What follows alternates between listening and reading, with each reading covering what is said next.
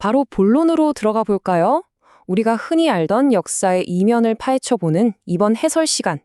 그 핵심 주제는 바로 조선상고사입니다. 단재 신채호 선생의 치열했던 발자취를 따라가 보면서 오늘 아주 흥미롭고 강렬한 역사적 탐구를 함께 시작해 보겠습니다.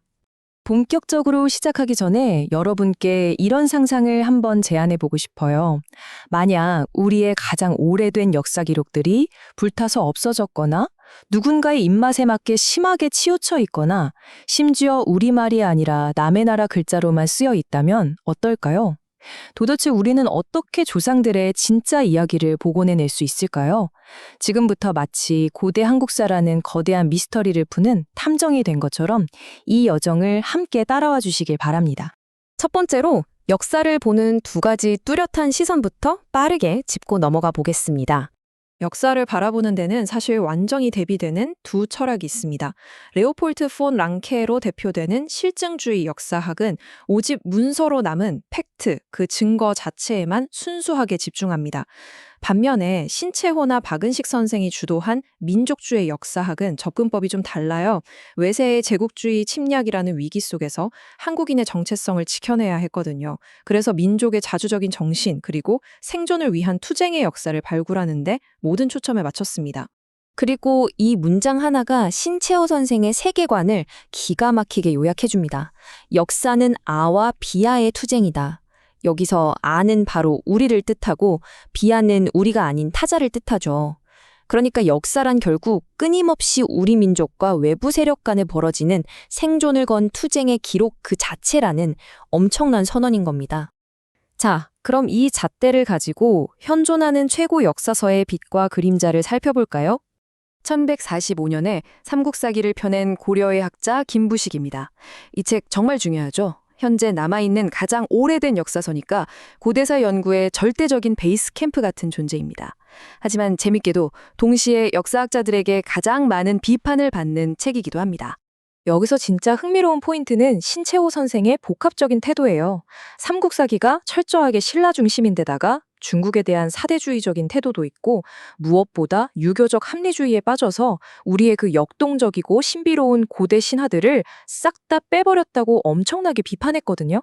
그런데도 불구하고 이 기록 없이는 우리 고대사를 아예 연구조차 할 수 없다는 현실을 뼈저리게 인정했습니다. 비판하면서도 끝까지 물고 늘어져야만 하는 그 역사가의 깊은 고뇌가 느껴지시나요? 이번엔 고대의 비밀을 푸는 진짜 강력한 열쇠. 이두라는 언어적 도구로 넘어가 보겠습니다.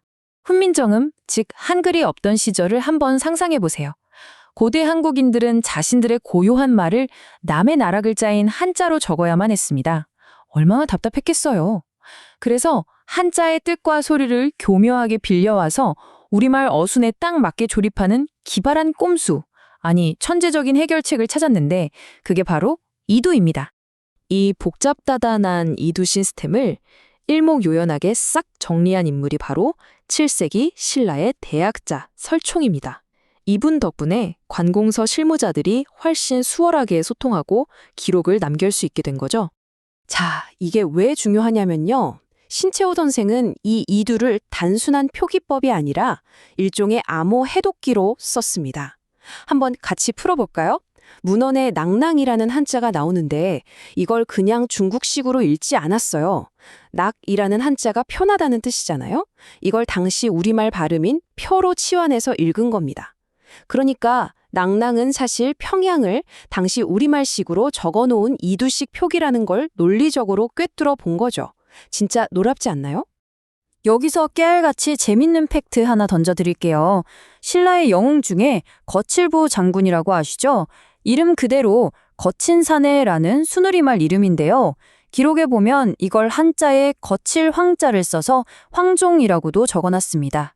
한자의 뜻을 이리저리 퍼즐처럼 맞춰가며 우리말 이름을 기록했던 조상들의 센스, 진짜 대단합니다.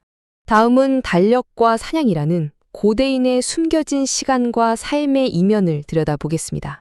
고대 역사를 파헤칠 때 연도를 정확히 맞추는 건 완전 기본이잖아요. 그런데 이걸 알려면 두 가지 달력 계산법, 즉 칭완법을 반드시 구분해야 합니다.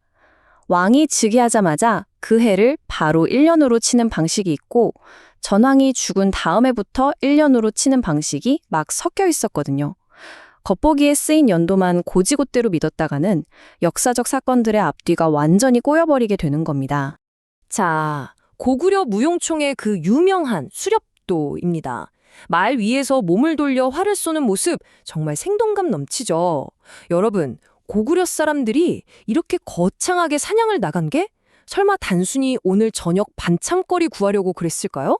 사실 이 사냥이라는 이벤트는 훨씬 다목적이었습니다. 식량 구하는 건 당연하고요. 험난한 산악지대를 뚫고 달리는 최고의 실전 군사훈련이었죠. 근데 제일 소름 돋는 포인트는요. 이 깊은 산 속에서 벌어지는 대규모 사냥대회가 귀족들끼리 모여서 반역을 모의하거나 권력의 판을 짜는 아주 은밀하고 완벽한 정치적 위장 무대였다는 겁니다. 드디어 마지막 신채호 선생이 이 모든 도구들을 종합해서 어떻게 우리 역사를 찾아냈는지 그 결정적인 순간을 보시죠. 이 갓쉰동전이라는 전래동화 혹시 들어보셨나요? 갓쉰동이라는 청년이 이웃나라 공주랑 결혼한 다음에 그 나라를 정탐해서 위기에 빠진 자기 나라를 구한다는 뭐랄까 아주 전형적인 영웅설화처럼 들리시죠? 하지만 신채호 선생의 눈은 달랐습니다. 이 뻔해 보이는 이야기에서 엄청난 역사적 암호를 풀어냅니다. 자, 해독 들어갑니다. 갓은 동물의 개를 뜻하는 옛말이고요. 쉰은 한자어 소문이랑 연결됩니다. 세상에 합쳐보니까 뭔가요? 바로 고구려의 위대한 영웅 연개소문입니다. 50살에 낳은 아이가 아니라 당나라 중심의 기록에서 철저하게 지워졌던 우리 민족의 영웅을 백성들이 은어를 써가며 입에서 입으로 민담 속에 암호처럼 숨겨서 전승해 왔던 겁니다. 전율이 일지 않나요?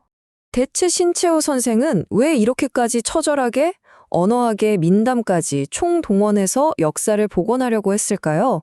그분의 삶의 궤적을 보면 답이 나옵니다. 청일전쟁부터 명성황후 시해 사건까지 제국주의의 군합발 아래 나라가 통째로 무너져가는 그 끔찍한 암흑기를 두 눈으로 똑똑히 목격하며 청년기를 보낸 분이거든요. 그래서 선생은 총 대신 펜을, 아니 역사 자체를 무기로 든 겁니다.